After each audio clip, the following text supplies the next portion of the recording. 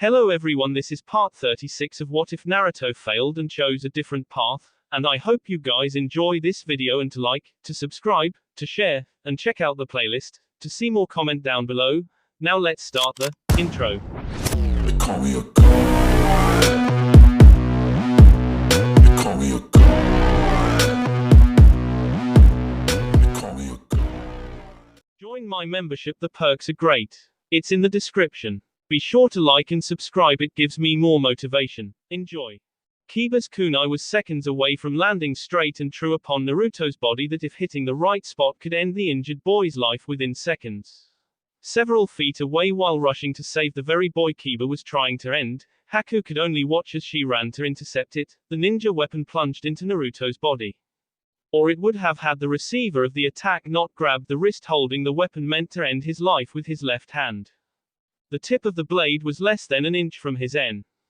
Damn you. Why won't you said Kiba before turning his head to see Haku nearly upon him with her kunai with newfound hope in the ice girl's eyes.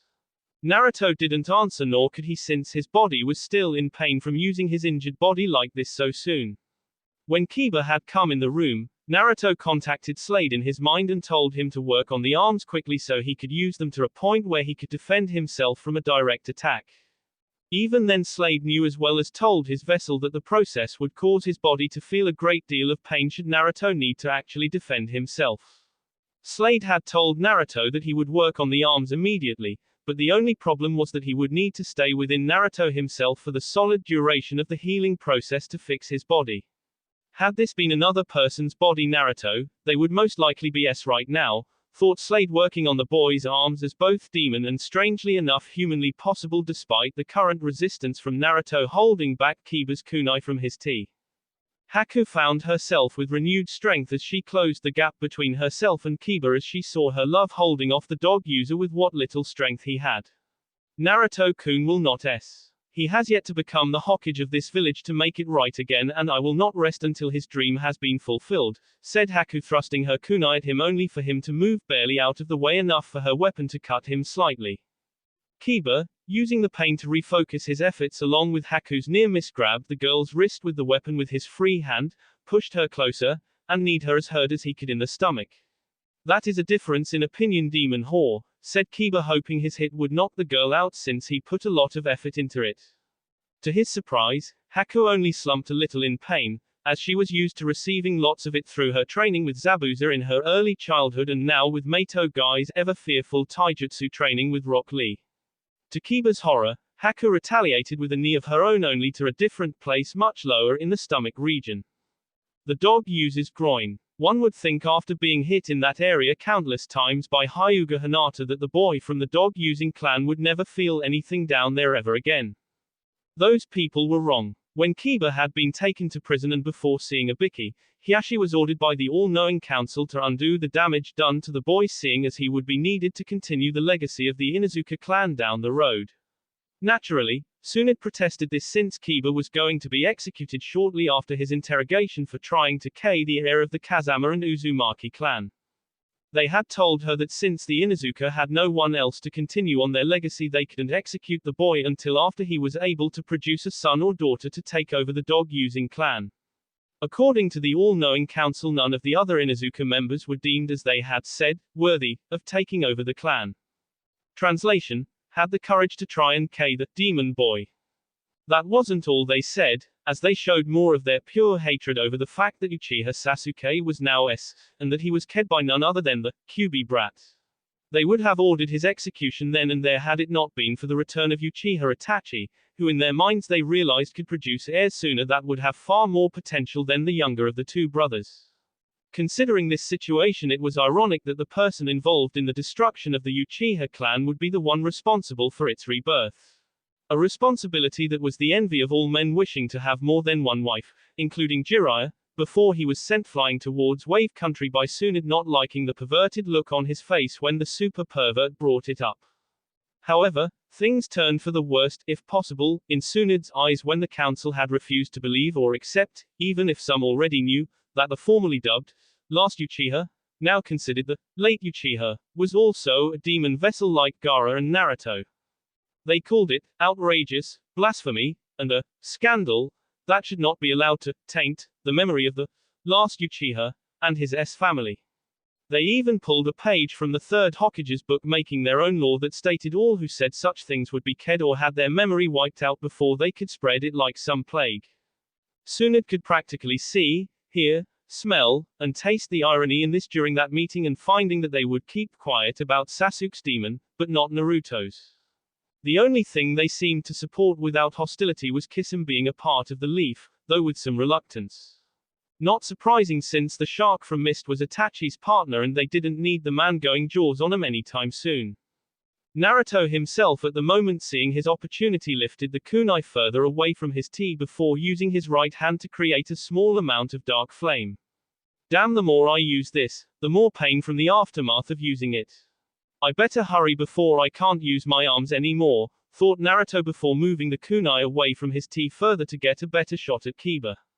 Naruto then placed it on the weapon-holding hand of Inuzuka, Kiba melting the weapon and the hand itself into nothingness. "Ahhhhhh!" screamed Kiba before he threw Haku away into one of the machines and held his wrist that once had his right hand attached to it. As he did this, the boulder Anbu came in to see the aftermath of what had transpired within the room. "Well, looks like our target is still alive. Forget taking back a corpse. If we take him alive as we originally intended, we could get paid twice as much. Take him," said the Anbu captain, as he pointed at Naruto form, wondering what amazing things were locked away in such a young boy. "Kaiten," said Hinata, suddenly now conscious once more, having heard Kiba's scream of pain causing her to act on her feet when she saw the boulder Anbu soon enter the room. The rock Anbu that moved in were knocked back along with their captain by this new surprise attack by the Hyuga heiress, since they didn't see her on the ground before she sprang her attack. However, the after effect also got Haku, considering the size of the room, and Kiba, who was staggering at the time near the window. The attack had thrown him out of the room and landing on his upper back, nearly breaking his almost instantly upon impact. If Kiba could look up from the ground, which he couldn't, he would have noticed a green skin, pointy ears, and well-muscled Piccolo and another cloaked figure with robes that seemed to be from his clan. "It's a shame how far your clan has fallen during your exile. I suggest you better head over to the Kazama estate and lay low there. If you see the Hana girl, tell her I said your stay there is temporary," said Piccolo before getting a confirmed nod from the hooded figure of the unknown, and supposed, Inuzuka. "What will happen to this one?" said the figure, whose voice was clearly female despite it being muffled. "He's whether anyone helps him or not. The question now is, should I let him as he is now or just be cruel," said Piccolo, grinning before cracking his knuckles in a very evil way. "As much as would like for you to destroy him for seeing Naruto as a demon, he is still part of my clan. Be merciful, for me and my big sister," said the figure, leaving in a swirl of leaves and letting out a dog-like howl as she did, while Piccolo picked up the boy and left to remove him from the area, since blasting him now would cause too much noise. Kohona Hospital, room number 203. Resting and regaining his strength after the surgery for his new eye to replace his friend's one he had in him, Kakashi looked up and thought he heard what he had not heard for a long time.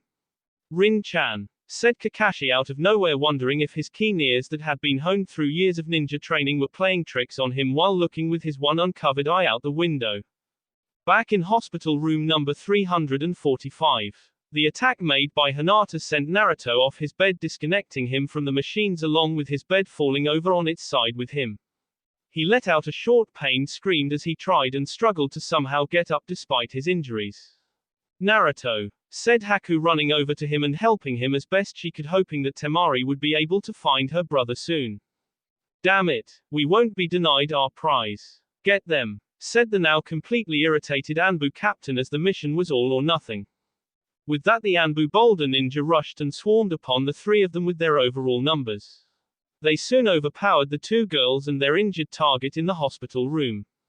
However, many of the enemy Anbu were minor to lethally injured in the struggle, from a combination of ice senbon needles to the legs or arms, several gentle fist hits to several major organs, and one Anbu SD from a black-flamed fist of the mortal flame.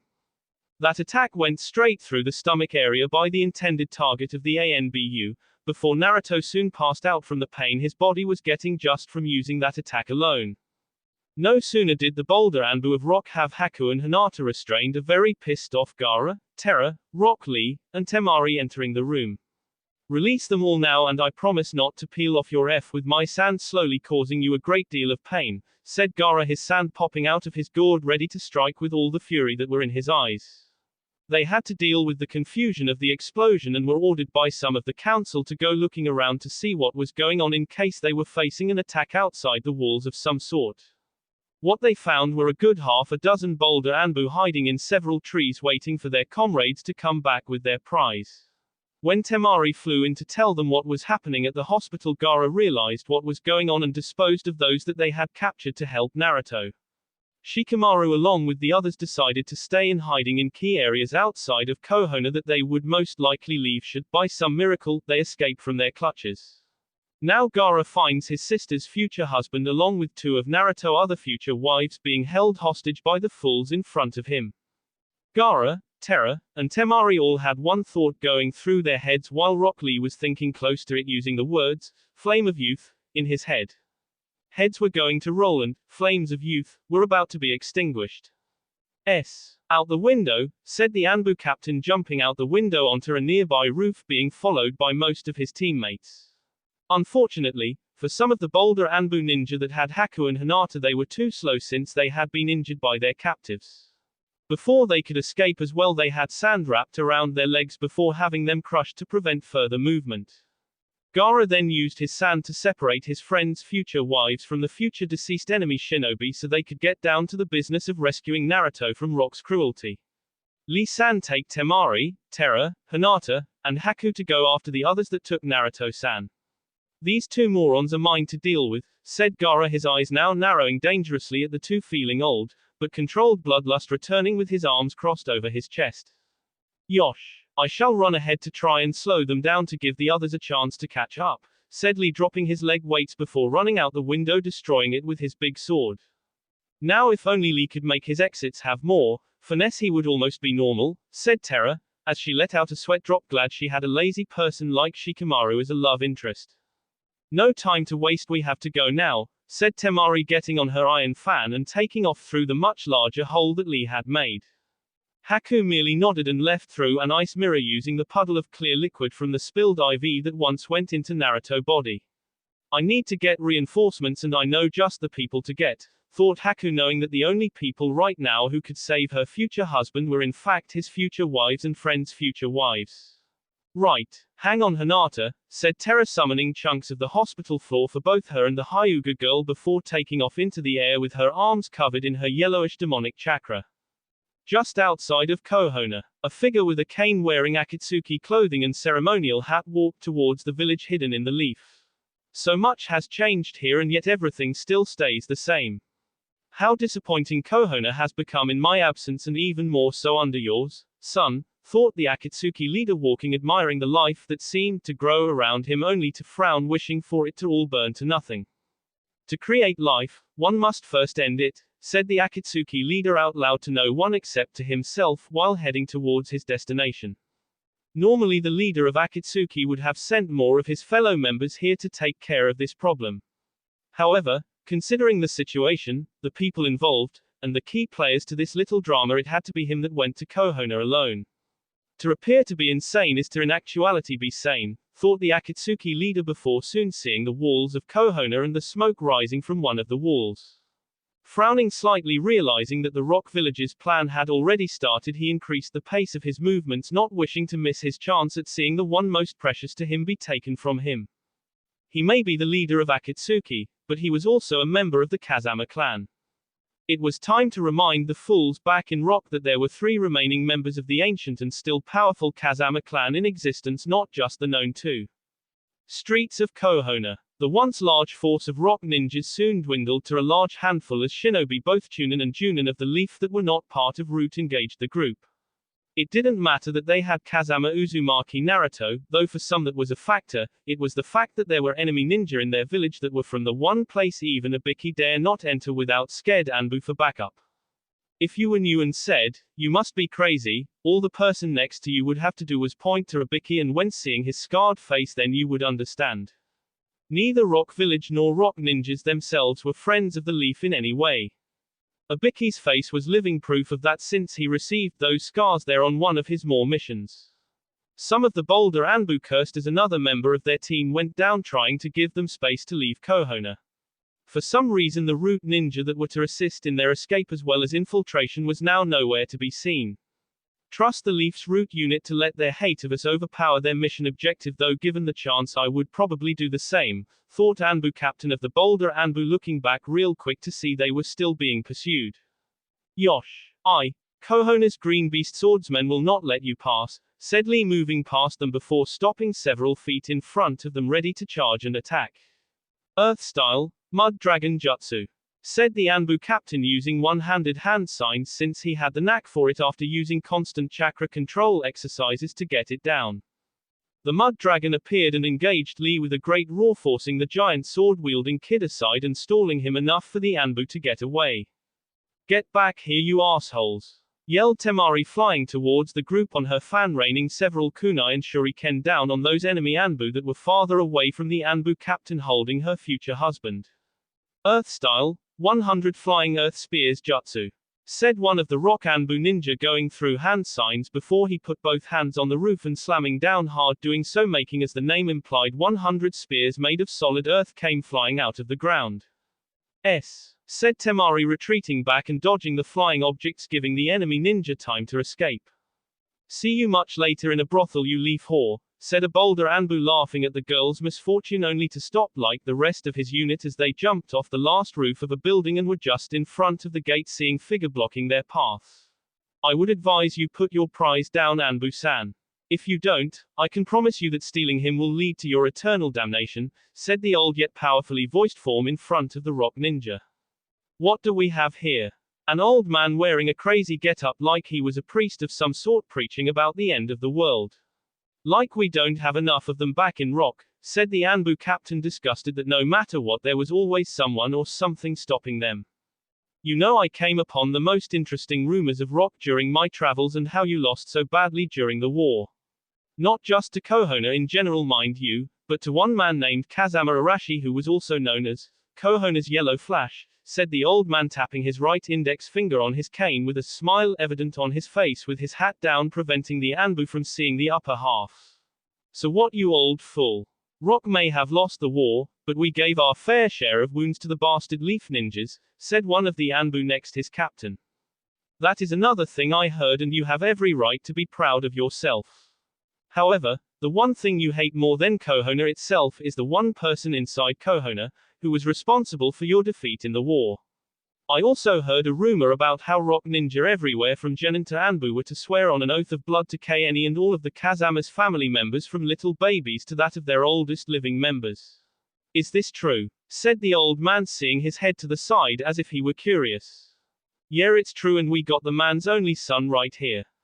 Once we dissect and experiment on this little S, we're going to humiliate the Kazamas using his body as an example to the leaf, said the Anbu captain, readjusting his holding on the boy to be more firm since he did not trust the man in front of him. As expected from those who seek such vengeance on another person or village, but there is one thing you never did count on, said the old man, lifting up his cane and placing it in his robes until it looked like it was in his waist belt, like it was a sword. Oh, let me guess, it's this weak-looking man in front of us wearing nothing but black-red clouds and a straw ceremonial hat. I'm so scared, said the Anbu captain, his voice so filled with sarcasm you could choke an akamaiki with it. If you knew who I am and what I was, then you would be, for you see, your information about the Kazamas right now is off. You see, there are not two Kazamas amongst living. Not anymore, said the old man as he moved with the grace that defined him as a clear veteran of battle, making the others in front of him go on edge. It didn't help that during this conversation that the Kohono ninja, Naruto's future wives or friends, and others hiding in the shadows had arrived that were observing all of this.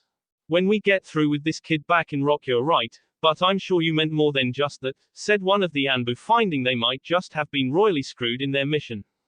Correct, rock Anbu team, I did mean more than just that. You see, as I said, there are not two Kazamas anymore, but in fact there are now 3 Kazamas, with me being one of them, said the old man, removing his cane from his waist, revealing that the cane was really a sword.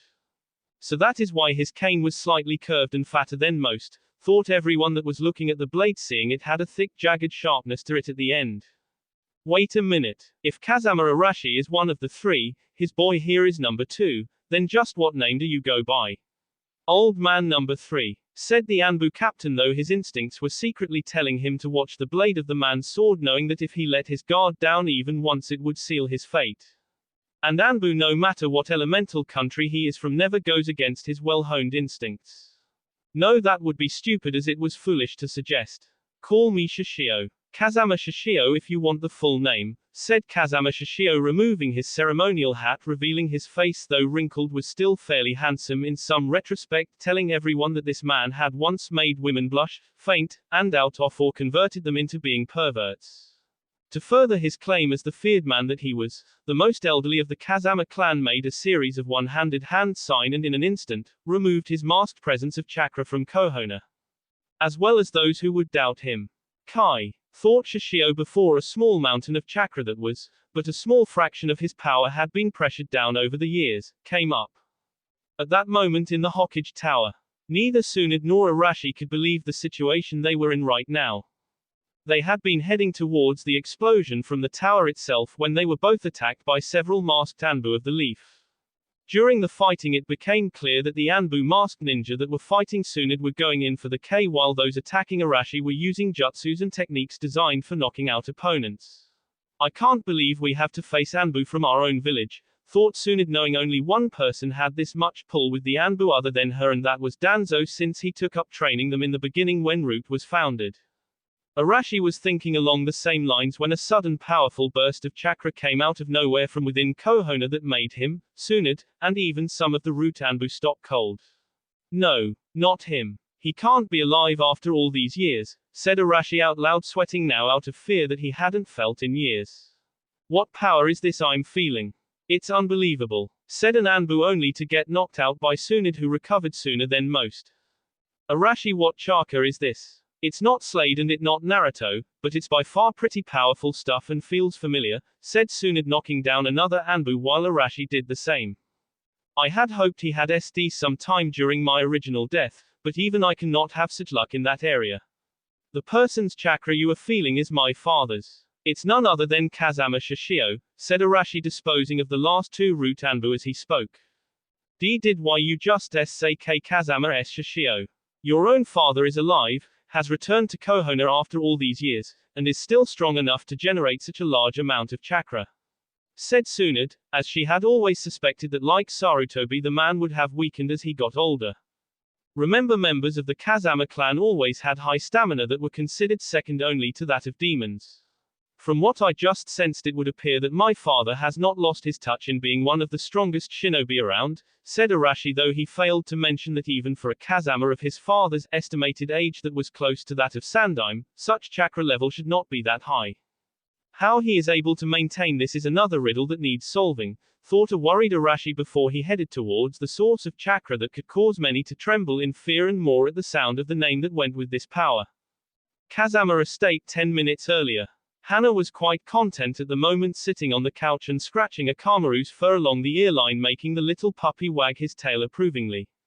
To the dog's left, the female fox next to him was purring as she nuzzled against the young pup, who felt like the luckiest animal in the whole known damned world. I see not everyone in the Inuzuka clan has fallen to the ways of arrogance, said a figure behind the couch Hana was sitting on, making the girl jump off the chair, started that she didn't detect this new person in the house. Who are you and how did you get in here? Said Hana, with a Kamaru and his female fox on guard, as well as they didn't recognize the scent of the robed figure. The tall green warrior known as Piccolo found me, said I could stay here, saying it would be my refuge for a while until things quieted down. As for who I am, I'm surprised you don't remember or that your mother ever told you about me when you were older. Still, considering your mother was always jealous of me and hated me later on as the years passed before I left, it's not surprising, said the figure, removing her hood, revealing a woman in her 20s, with marking of the Inuzuka on her face, with a fang sticking out of her top lip, with long brownish hair. Her eyes were a golden amber, and she had dog-like ears, of all things that had not been seen in any of the Inuzuka for ages. Auntie Rin, is that really you? Said Hana, finding her past memory of the woman was hard to remember when compared to her new look. Considering it's been over a decade since you last saw me, then the answer is yes. It's good to see you again, Hana-chan, said Rin, walking over to Hana, giving her a hug. I have so many questions to ask you. Why did you leave? Why did Mom always hate you? Why did everyone in our clan hate for that matter? Said Hana, as she recalled how her family had exiled her from the home shortly after specific events took place that she didn't want to bring up. It's hard to explain, Hana, but I'll get right to the point. You remember when our family was first found centuries ago and how certain things about our clan were kept a secret out of fear of the knowledge that was in those secrets if they were made public knowledge? Said Rin, knowing that when she learned the truth and just what she had become, did her family turn on her?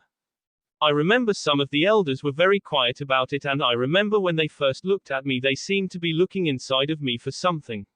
What is so damaging about our own clan that if revealed could destroy it? Said Hana, not sure what to make of this or Rin's sudden return to Kohono. To put it simply, Hana, the very blood that all Inuzukas have that enables them to talk and communicate with dogs is not of human original. In fact, all bloodlines in Kohono and every other part of the world all come from a mutation or a weaker version of the original source of blood as it passed down through the ages. Our blood, along with all the bloodlines in Kohono, come from that of demons, who originally founded Kohono with humans, said Rin, making Hana look at her like she had gone mad. What? You mean every clan in Kohono and in other elemental countries is one way or another descended from demons? Said Hana, landing on the couch behind her hard, having taken all this information in at once. Sigh, I know it seems unreal, but it's the truth. Many years ago, before the Inuzuka clan first started out, before Kohono was even built, our family was started from a single source of demonic and human blood. The original source came from a half-dog demon warrior named Inuyasha. He met and fell in love with, ironically, a strong demon slayer by the name of Sango. They had eventually settled down here in Kohono before it was even built and had given birth to 2 children. As the children grew older and time passed, it was discovered they possessed the ability to speak to dogs and communicate with them, said Rin, knowing it was more complicated than that. But why is that so horrible? I mean, our clan has a proud heritage and such knowledge shouldn't be shunned just because our great ancestor was a half-demon, said Hana as Akamaru jumped on the couch and sat on her lap while the fox sat on Rin's. Throughout the centuries, demonic blood passed down through the 2 children of our clan slowly watered out. In other words, there were less of us with the demonic features the older generation may have had before ours. My grandfather had shown significant signs of our demonic blood in his body than any other in our clan to date. I remember some of the hateful stares he got from our family members when they thought he wasn't looking. When I asked him about it in private, he would always say, they deny their heritage yet they use it constantly like it was always a human trait. They shame the very founders of our clan. Remember, Rin, that was never the case with me and should not be with you, said Rin, hating her own clan for all its stupidity. I remember how Mom always seemed to hate you for some reason as I got older, but when I asked her she always snapped at me like she saw some of me in you or something close to that, said Hana, not understanding her mother sometimes, but went with the flow of it to stay on her mother's good side. When my grandfather SD, he left me a scroll that was for my eyes only, that it was only to be opened when I was old enough. When I did open it, I was about 14 or 15 years old. I discovered the scroll held a sword and a letter from that wise old dog, said Rin, picturing the man and the half-demon together in her mind to see the similarities. What did your grandfather write? What's so great about the sword? Said Hana, finding that her curiosity was piqued at the moment. The sword he gave me that even now I still carry was one of the reasons, and possibly the reason, I was exiled by the family. It was the sword of Inuyasha himself. The sword, according to my grandfather's letter, is one true decider of our clan head. That when it is wielded by the true owner would lead the clan as the rightful ruler of it. This sword was none other than legendary Tetsuseiga that was once considered lost to our family long ago, said Rin before pulling out a sheathed sword from her waist and revealed it to a now shocked Hana, who couldn't help but gasp at the weapon in front of her. Is this can't be. I don't, said Hana, half wanting to touch the sword while the other half said no, since she felt she wasn't worthy. Believe it, Hana. This is the sword of Inuyasha. The reason why it was lost was because the elders of our clan made it become lost. Apparently somewhere down the line no one among our family was declared worthy of holding it without getting a nasty shock from it. In the end, the jealousy of the clan elders cursed the sword as a demonic relic of the old past and tried to destroy it. Grandfather thought differently, knowing if just the right Inuzuka would be born could lead our family to new heights. When the elders sought to destroy it, he secretly took it and sealed in the scroll, hoping that one day in his lifetime that there would be one worthy of wielding it. I was that one, Hana. The sword embraced me, said Rin, looking at the sword, wondering what Inuyasha would think of her or the clan he helped created with his mate all those years ago. I think I understand most of what you said, but that still doesn't explain how your eyes are different or your dog-like ears. Frankly, I am a little envious, to be honest with you, since I have always wanted to have dog-like ears, and even more so since I would want Naruto-kun to scratch them whenever I had an itch, said Hana, only to blush at what she said in the end, which Rin reluctantly ignored for the time being. The instant I drew the sword from the sheath, it transformed into a massive blade and empowered by blood with the demonic energy that had been stored in it. To be honest, Hana, I'm now a half-demon now, like Inuyasha was when he had wielded this sword ages ago, said Rin, putting the sword back at her waist where it belonged under her robes. Is that why they exiled you? Because you transformed into a half-demon? Said Hana, as the record showed Rin had been exiled for conduct unbecoming of a shinobi and of the clan itself, though the records never said what was the misconduct. When they learned of my transformation and my grandfather's, well, they realized I knew the horrible truth, as they put it, and exiled me out of fear people learning the truth. It's not just me either that wants this knowledge kept secret either, but several other clans hate the fact that they were blessed or descended from demons. Most humans both here in Konoha and several other parts of the world feel they are above demons, angels, and like Orochimaru above Kami himself. They think they are invincible and wish to prove it by fighting those stronger than them when their enemies do not have the strength to fight back or are weakened, and then reap the glory from it, making other flock to their cause, said Rin, seeing how humans tried to play God by cheating death and taking things that did not belong to them or deserve to have. How can human beings be so stupid in the pursuit of power? Said Hana, biting back a growl, though she had every right to unleash it. I don't know, but, said Rin as she froze when she felt the massive wave of chakra crash into her body, as did Hana, Akamaru, and his fox of a sweetheart. What is this chakra I'm feeling? Thought Hana, knowing it was not her Naruto-kun or his father, though it had a similarity to it. It was then that Haku suddenly appeared from an ice mirror to their right while the others came down from upstairs, having felt the chakra moments. What the hell was that? And to top it off, WHO is this WIERD broad? Yelled Tayuya, still trying to get used to using only one curse word in a sentence, and the one of the weaker ones, or face the punishment made by Tsunade. Considering the punishment would be her removal from the harem, swearing less in the former Sound Turn Leaf Ninja's mind wasn't so bad an option. Naruto-kun is in danger, come on, I can get you there right away, said Haku, leaving no room for further questions, knowing that hearing the words, Naruto, and danger, would prevent any of them from saying anything else. Well, talk later, Hana. Go save your future husband, said Rin, giving her a quick hug before letting her go with Haku along with the others to save the heir of the Kazama and Uzumaki clan. Meanwhile, Kazama S. Shishio, also known as the Assassin of Shadows, also known as the Shadow Storm. Impossible. You would be around your late 50s to early 60s by now, if not more, said the Anbu captain as he calculated the man's age in front of him if what was said to be true. Once more, you are correct. It appears Rock Ninja are not as stupid as they were when they first fought Konoha. Good. Then you also know that the boy you hold in your hands is Kazama Uzumaki Naruto, son of Kazama Arashi, and my grandson, said a now infuriated Kazama Shishio before biting his thumb and spreading it onto a seal at the blade just above the top of the hilt, making it glow with unearthly fire. Captain, what are we going to do? Said one of the Anbu, knowing no matter what they do they were royally screwed. Go through the old man, I don't care even if he is Kazama Shishio. There is no way this chakra is all his. It must be a genjutsu, said the Anbu captain, trying to raise his men's hopes up in trying to take this old man in front of him. Fool. Through the years, even after I left Konoha, I stayed in the shadows fighting many opponents and facing many dragons, if you will, that would try to lay siege to my life. One by one they met with the same fate as you all soon will, painful death and defeat, said Kazama Shishio, arching his sword back as the seal in the form of a strange, slightly obscured, S-like shape spread over his sword, with demonic runes appearing before the entire sword was consumed in fire.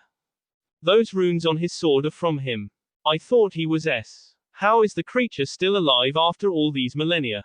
Thought Slade hearing, watching, and feeling the power that was outside Naruto body. Normally Slade would be out of his vessel's body and deliver much needed death to those who took the boy as well as the grandfather. However, in Naruto's current state, if he left now, it could prevent the boy from recovering entire, at least here in the human realm that is. What in the hell do US eating woodpeckers think you are doing? You give back our man now or I'm going to castrate you right here. Right now, yelled Tayuya beyond pissed and felt now was the appropriate time to swear her heart out. Like the other women in Naruto's harem, she appeared out of Haku's mirror, each now quite upset at having the one man they loved taken away from them. It was then the Kazama Arashi appeared in a swirl of leaves in front of the girls behind the rock Anbu. Behind him were Rock Lee, Temari on her iron fan, Terra, and Hinata with the two still hovering on the ground Terra was controlling. Stay back, all of you. That man they are facing is my grandfather, and despite his age, he is no pushover. That chakra you are sensing is all his, and he is more than enough skill at his age to K us with it like we were children, said Arashi, getting out his own katana, readying himself to fight his father like before. Now son, there is no reason for me to be considered hostile to you today. I'm merely here to protect my future investment for someone. He has been intrigued with this boy since you first put the QB inside of him when he was first born, said Shishio while the ground underneath him started to splinter from the output of power he was using. This is nuts. How can this old man that is Kazama Shishio have this much power when he should be weaker than he was in his prime? What exactly are the Kazamas? Was the thought the Anbu captain had before looking at his hostage, and then back to an evil-looking smiled face of Shishio before the man disappeared before his eyes. Itachi, can you follow him with those eyes of yours? Said Kisame in a whisper from above a rooftop, and clearly scared at what he saw. No. He moves so fast that even with my eyes I can't see him. I never knew he had this kind of power, but I always sensed that out of all the Akatsuki he was the most unnatural. I don't understand it and I don't like it, Kisame. However, as we currently stand in SK, speed, and power, I'm afraid we stand no chance against him. Only a Kazama can KA Kazama in a fight, said Itachi, looking at his former Akatsuki partner, who just shivered at the words, knowing that whatever the Uchiha prodigy said was more likely to be right than wrong. It didn't take long after that for one of the rock Anbu to burst into flames before shortly exploding into small pieces. When the smoke cleared, Kazama Shishio was there looking past the smoke at the Anbu captain holding his grandson with an evil smirk turning smile on his face. We're screwed, thought the Anbu rock captain before the eldest of the three Kazamas moved again to his right, striking another one of the rock ninjas, slicing the man vertically in half before, like the previous victim, exploded everywhere. That fire, that power, and everything else about this old man screams demonic. It's like he was given a gift by one of us, but who would side with a human that create nothing but death in his wake? Thought one of the shadows hidden from the others, watching and waiting for the right moment to appear. He's faster than I remember, thought Arashi as he along with the others of Konoha saw him 1 moment 1 second only to vanish and appear after an explosion in the form of his recent K.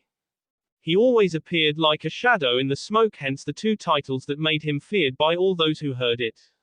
It wasn't until Shishio turned towards the Anbu captain that the said captain got scared out of his mind. I will only say once to you, so listen well.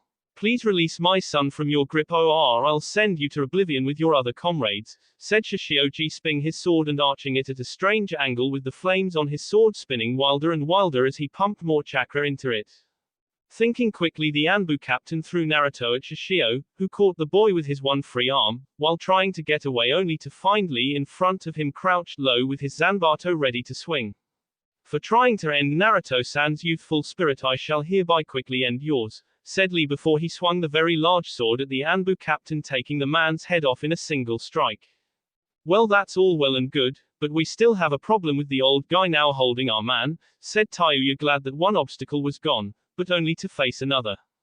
I think it's time I take my leave, and with my prize no less, said Shishio, putting away his sword and taking several steps back only to have a kunai pressed rather close to his en.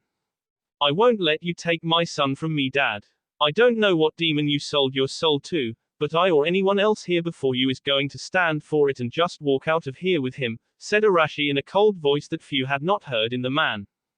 Do you really want to know what demon I sold my soul to? To keep my ever immense power intact. along what skills he has empowered me with. How about a trade then?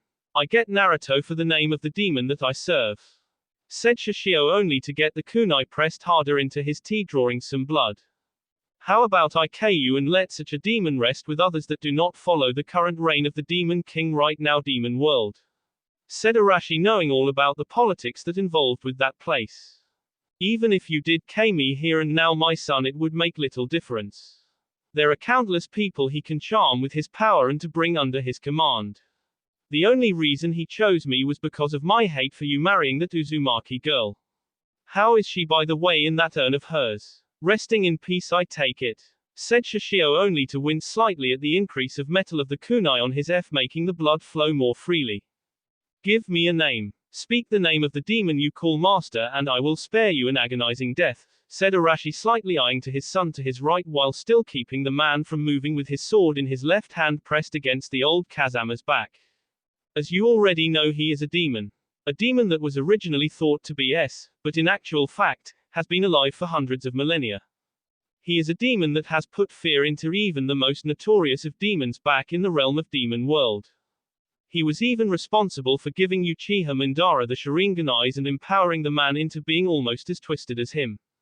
In fact, this demon and the one inside of Naruto have met before in another lifetime, involving a prophecy to end the world and remake it in his image.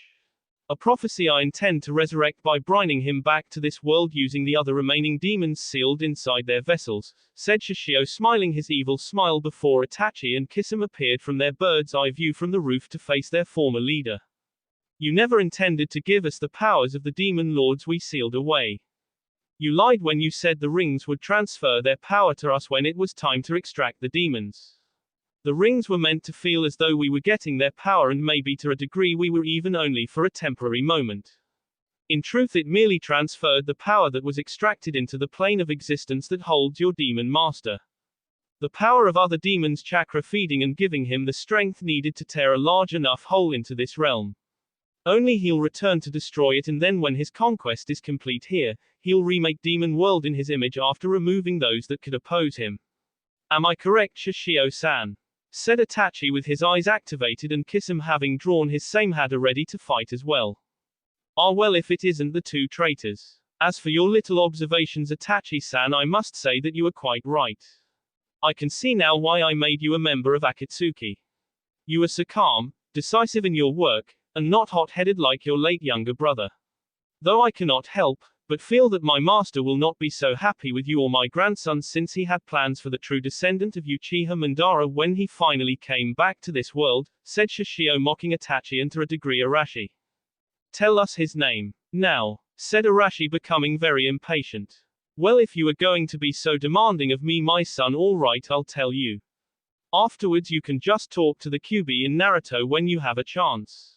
Since they've crossed paths before, he can tell you things about my master that I cannot, said a highly amused Shishio, just before he closed his eyes in concentration, making everyone move slightly to get on the guard, as if waiting for something dangerous to happen. The demons still hiding in the shadows were also on guard, feeling the demon instincts kick in. Kurama, this is becoming very bad. If this is the demon I think it is, we have to head back to Demon World and prepare everyone for what may come to pass, said a figure with long white mane-like hair and demonic tattoos on his shirtless body. Not yet, Yusuke, not yet. We must move only when the moment is right and suits us and Naruto best. He has to come back with us to Demon World and heal properly.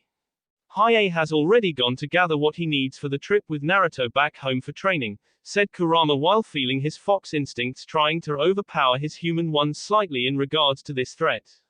The only thing Hiei will grab is several sets of clothing and the necessary weapons. The boy will have to eat and get nourishment as he heals, said Yusuke, as he and the other demon back in Demon World had felt the powerful explosion Naruto had made, and with Hiei and Kurama wanted to investigate this personally. He was now glad he did. Naruto can heal in our facilities that are much more advanced than the human ones here. Considering that you've been in them hundreds of thousands of times after training and fighting, you should know that what I speak to you is the truth, said Kurama with a small smile on his face, recalling that in the second demon tournament Yusuke fought all the way to the final round only to lose once more due to a count out, having used up all of his strength in that fight.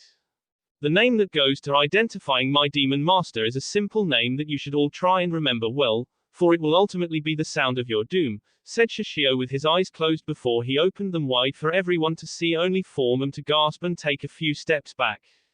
It can't be, thought Kurama, staring into the eyes of Shishio. He's supposed to be not alive. How is this demon alive? Thought Yusuke, feeling fear he had not had since the dark tournament with the two brothers, and then later when he confronted his demon father, in hopes of taking his throne from him. Those eyes are freaking me out, Itachi. Itachi, said Kisame, looking at his partner only to see the Uchiha prodigy sweating like it was midday in the desert and it was summer at the same time. Those eyes are so full of evil. I feel they are somehow connected to the Sharingan in some way, thought Itachi, staring into the eyes that now represented Shishio's demon master. Why were the eyes so frightening to everyone? Simple. The man in front of them currently had not two eyes, both literally four eyes, each the same empty blood red eyes that glowed with no pupil in the center. His name is none other than Trigon, said Shishio, laughing his head off before Arashi sd the man's tea in disgust before stabbing his father in the back with his sword.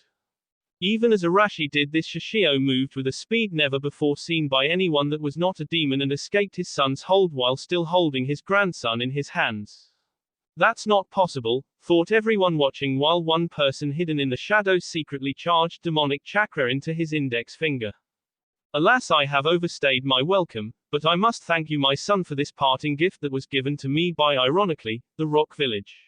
Until we meet again, said Shishio, turning around only to find some 20 feet away white-haired and demonic tattoo-covered figure pointing at him with his index finger in a manner that looked like he was about to fire a shot from it.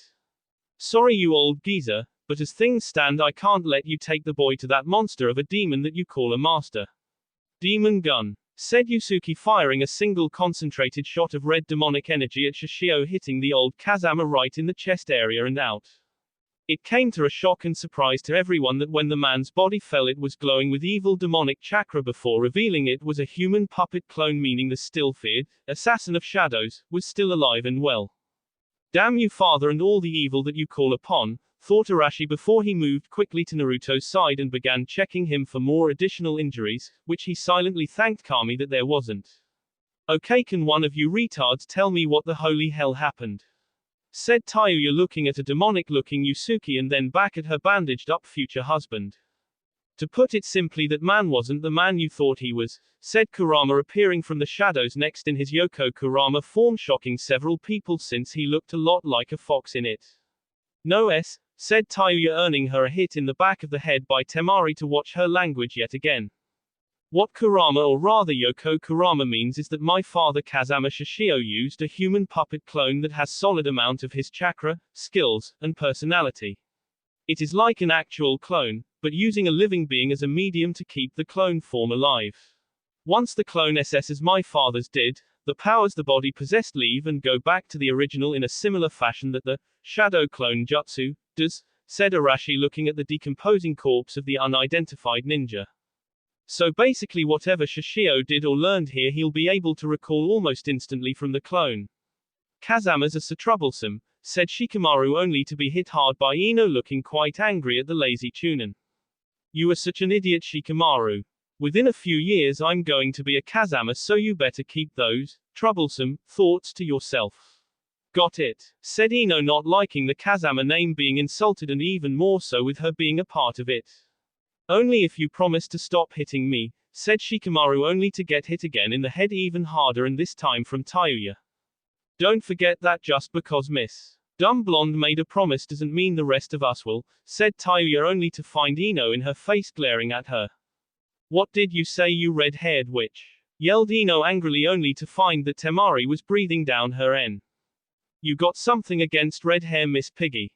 Said Temari, finding that Ino's sudden comment about red hair was somehow an insult to her brother's hair in some manner. You are one to talk in terms of names with a hip like yours. If I'm a pig then you're a damn whale, said Ino, dodging Temari's fan, making her hit Tayuya, who retaliated and threw her flute at Temari only for her to duck and hit Tenten, who had an angry look on her face. And that's when the weapons came out.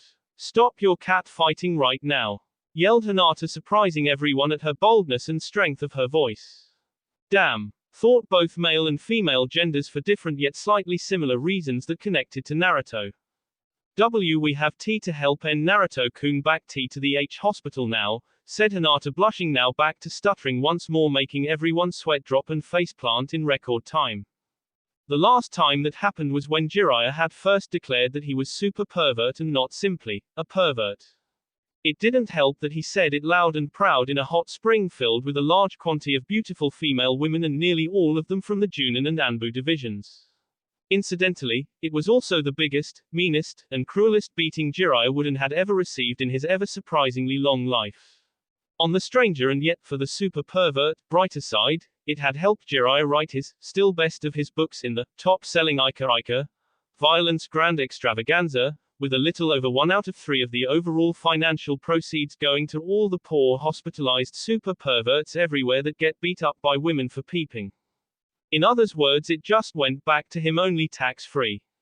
As sweet as that may be, Hinata-san, we can't, said Yusuke with Yoko Kurama behind him and Hiei appearing with a traveling bag over his left shoulder with 2 swords at his waist and a large on in his right arms being supported by his shoulder. Why not? Said Arashi looking at the demon warriors in front of him. Simple. This place is not safe for Naruto anymore with all the attempts on his life. As long as he stays in Konoha in his current condition, he's an open target for Konoha's villages, its ninja, and village hidden in rock who we all know would love to get their chance at getting their hands on your son from what we've seen so far, said Hiei making his point get across to Arashi with his Jagan eye now blazing with power at what had happened to his poor student. Where are you going to take him then? Said Temari, though considering who she was talking to she had a pretty good guess. Why, back with us to none other than Demon World, of course. He will have much better protection than the super pervert does against ladies when he's caught peeping into the ladies' part of the hot springs, said Yoko Kurama knowing it would make his point stick. Can we go with him? Said Tenten not wanting to be away from Naruto any longer than they should be. Sorry, but we can only take back Naruto with Slade inside of him with us. We will be gone for 2 to 3 years to help Naruto heal and get stronger. I trust by that time you will have properly gotten things here under control. Said Yusuke eyeing Arashi and several of the others as if they had yet to take action. What about me? Do I follow or do I go back to the check-in station? Said Piccolo as he landed ever gracefully from the sky next to Yusuke wondering where he stood on this whole thing. Well, I talked to King Yama and he told me your contract is finished so you can go back to see your friends above instead of heading back down into hell, said Yusuke giving the green warrior a grin, who in turn gave one back before his form started fading away. When Naruto awakens tell him and Slade I said thanks and that I look forward to seeing him again on the other side one day when he's older so we can have our own fight, said Piccolo before his form completely vanished making everyone become slightly freaked out by his sudden disappearing act. Yusuke took this time to head over to Naruto and pick him up gently before nodding to Kurama, who made the hand signs and created the portal to Demon World for them to enter. We'll make sure that they pop in from time to time to give you girls the dates he promised all of you as well as you Kurenai. Until then, stay alive, said Yoko Kurama laughing before the trio with Naruto left in the portal. Why do I feel frightened when he says that? Said Hana nervously before finding Anko and several of the other Junin headed their way with several root Anbu in their arms. Sorry we're late to the party, but we were hunting down these guys and restraining the others we got from trying to attack Tsunade, said Anko with Guy, Kurenai, Zabuza, and Asuma holding various ninja without their Anbu root masks on. Danzo and the council has much to answer for, said Tsunade with Jiraiya each holds several members of the council with them. Where is Danzo? Said Arashi hoping that he was merely restrained somewhere. He anticipated we come looking for him after his followers tried to case Tsunade so he and a large group of the council tried to get away from us too, but we caught most of them in time. Unfortunately, Sarutobi-sensei's 2 old teammates got away with Danzo along with his other remaining root followers. If I didn't know any better I would say they are headed to Rice Country where Sound Village. No doubt to give it the military structure it needs to become a potent force in the ninja world, said Jiraiya throwing the 2 council members down on the ground hard as they had tried to take the seal of Forbidden Scrolls when he caught them. Moments later Gaara appeared with Sakura in his arms slightly in a daze as she was still getting used to teleporting with Gaara via his sand. Mom. Dad. What is going on here Tsunade-sensei? said Sakura, seeing her parents on the ground restrained and only now coming back to the world of the conscious mind. Your parents tried to turn traitor with several other members of the council and tried to have Naruto killed while he was in weakened condition. Therefore they must be punished by being executed along with those we have that turned traitor, said Tsunade, looking at the group of traitors before them. Mom, Dad, is this true? Said Sakura as she couldn't believe what she was hearing. Sakura, how could you? You sided with those demon lovers, worshippers, and above all else the demon's precious little whores. We did not raise you to be either one of those things, and now look at you. You've become the whore of this sand demon creature next to you, said Haruno Hitome, with her husband nodding in agreement as he hated the boy just as much as she did. You will not call Sakura-chan that ever again. Sand coffin, said Gaara, his sand swirling around both the girls' parents as they now floated in the air while covered in sand. Wait. Don't kill us, said Hitome, pleaded as Gaara had them in perfect position to crush them beneath his sand. Gaara-kun, please. Don't, said Sakura as she wanted her parents to live, but her inner Sakura was cheering Gaara on with banners that said, Go Gaara. On them. They called you my whore. You are not, nor will you ever be one in my eyes. To me you are Haruno Sakura and you are the one I love, said Gaara, firming his grip on her parents, ready to deliver the king blow. Make the death cue quick then. Please, said a teary-eyed Sakura while having a near mental breakdown, knowing one way or another her parents are going to s. Sakura, how can you support your own parents' deaths? And at the hands of this monster no less, said Sakura's father, only to feel an increase of king intent coming from Gaara, and to his surprise his own daughter, who couldn't take it anymore. The only monster, or rather monsters, I see here are you two trying to run my life and tell me who is what when you don't know anything about Gaara, said Sakura, her eyes filled with tears and rage before she couldn't look at them anymore, and hid her head on Gaara's shoulder and before did what he had to do. Desert funeral, said Gaara, squeezing his palm into a fist, making consuming the two Haruno family members quickly as he could to ensure that he complied with Sakura's wishes. When it was all said and done, the others members of the council, who had woken up to see what had befallen the comrades that were against the Kazama.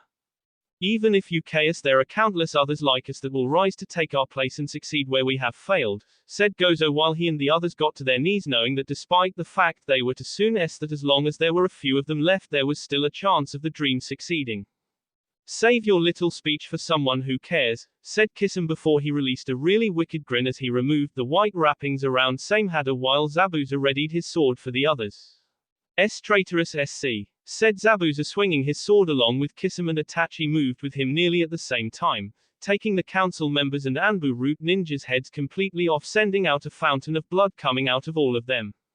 What about the Hyuga clan elders? They had a hand in Naruto's suffering as well and should be punished for what they've been doing in the past, said Itachi, knowing that his clan was basically a form of evil except for himself, Obito, and his mother.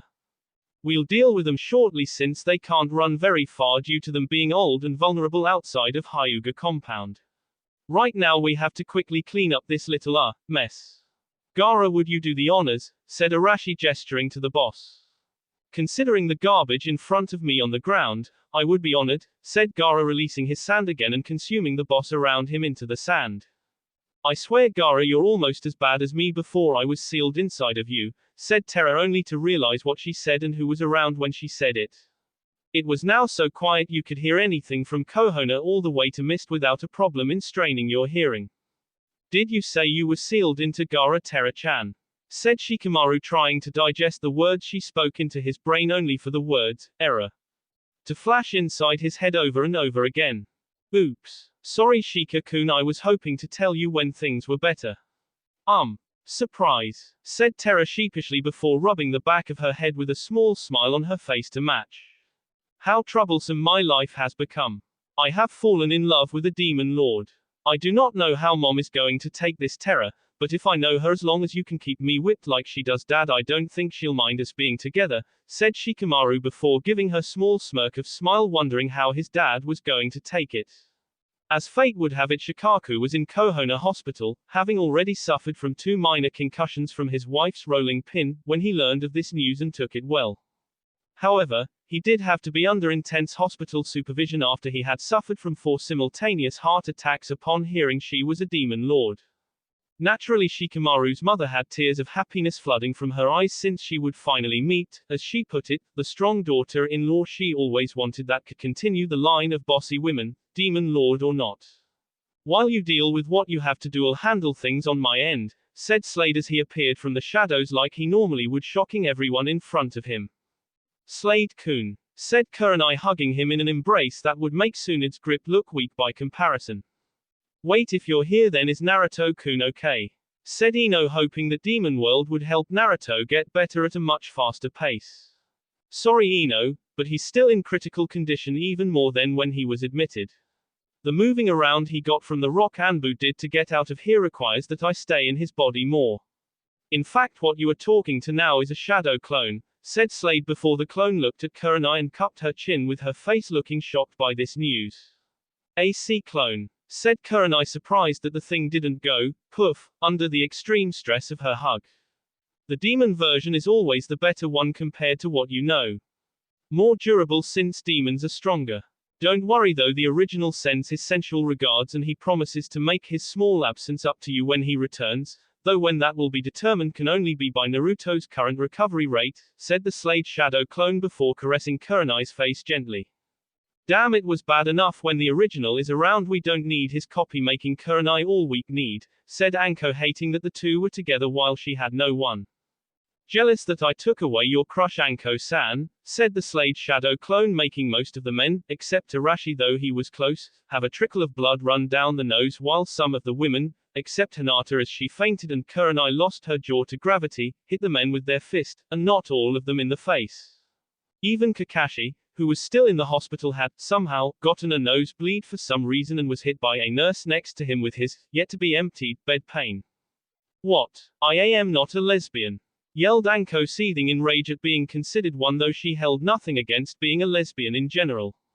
Oops. I guess I should have posted that advertisement up near the monument, said the Slade shadow clone and pointed to the very large yet covered advertisement before he snapped his fingers, revealing it in all its glory.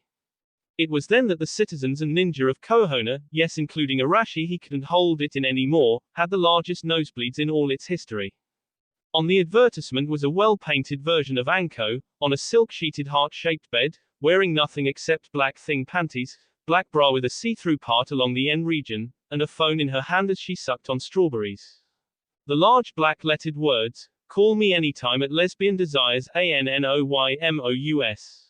$19.95 EVERY 10 minutes. Were put above and below the said picture area, but were easy to read. I'll KU, said Anko, moving at nearly demon speed to K Slade, even if he was a demonized version of the shadow clone jutsu. I'll take that as a sign that you disapprove, said the Slade shadow clone, only to find a strong grip on its T and a kunai aimed at his C region, with Anko holding the sly weapon near there. Any last words before I make the original feel like he's been castrated? Said Anko, as she knew the secret of the shadow clone jutsu worked and believed the demon version was the same. Did I forget to mention it has neon lights that turn on at night and the words glow green in the dark? Said the Slade shadow clone, as if everything was normal, though you could tell it was enjoying itself much like the original would had he been. Anko let out a shriek and scream of rage as she jammed the kunai into the clone's C region, though second before she did the clone went poof and left a small card instead. Cautiously Anko picked up the small card and read the words out loud in a near whisper. No hard feelings, said Anko, confused only to see a seal the size of her thumb activate, and she dropped the card in case, fearing it was another trap involving paint or other items that may embarrass her further. Instead, all she got was the sound chanting of voices behind the small seal itself, with the voices saying in unison, "We love lesbians. We love lesbians. We love lesbians," over and over again. This did nothing, of course, to quash Anko's now beyond pissed mood. Demon World 3 hours later. Naruto awoke from his dream of taking Haku on his date, somewhat surprised that he did not feel guilt about such a thing. Then again, when you are Kazama Uzumaki Naruto, nothing is without its surprises. Hey kid, how you feel? Said a voice to his right, making Naruto turn his head to see someone he never seen before. Who are you? Said Naruto, wondering if he was in rock and they were going to dissect him now while alive.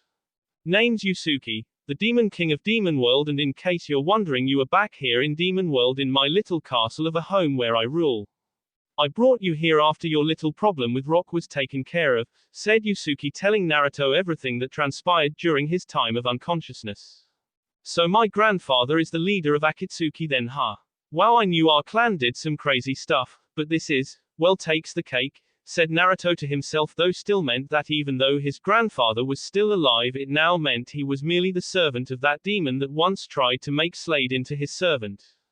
That's what Jin said when he learned the truth, said Yusuke, smiling his demon smile, though it was more of a smirk depending on how you saw his face since it was slightly in the shadows of the room. How long do I stay in this bed, Yusuke-sama? Said Naruto, finding that he could move his fingers and even some of his toes, though it still hurt to move overall. Kurama gave you a once-over with Hiei and they both agreed that you should be up and about in a year and a half time, said Yusuke, getting serious as from what Kurama and Hiei told him those wounds were no joke. It's that bad, huh? Said Naruto, knowing that as long as he stay in this bed he'll be weak and his strength will not be the same when he recovers. Naruto, what you did was a suicidal, homicidal, and should be classified as a genocidal attack that no human, much less demon vessel, should do. Hell, I would have thought twice about such an attack, and I usually jump right into stuff like that, but not in that way. Still, your body will recover properly given you devote your body to it, and when you do recover we will all see to it that you get brought up to the level you should be when this is all over, if not higher, said Yusuke, turning his smirk into a psychotic grin, knowing that as much as he wanted to pity to boy, it was going to be so much fun putting him through the hell of training. Anything else I should know while I rest here waiting for my doom, said Naruto, as he slightly wished he had SD when he did to avoid such a horrible fate. Yeah, you will visit Kohono in secret every once in a while to go on your dates with your future wives, starting with your second future wife Haku, said Yusuke, setting the boy up for what he was about to say next. That's not so bad since Haku is a nice and sweet girl to be around, said Naruto, resting his head back into the soft pillow, getting his body comfortable for the long day ahead of doing nothing. Did I mention that your date after Haku's will be with Inuzuka Hana and that she itching to get her fingers into your soon-to-be restored scalp? Said Yusuke, his smirk now turning into a smile turned laughter at Naruto's shocked expression. D-O-O-O-O-O-O-O-O-O-O-O-O-O-O-O-H, yelled Naruto as it echoed from Demon World, Spirit World, and finally to the human world, where everyone wondered what could have caused someone to yell that loud. That will be all for this video. Be sure to like, subscribe, share, and comment down below for more videos. Goodbye.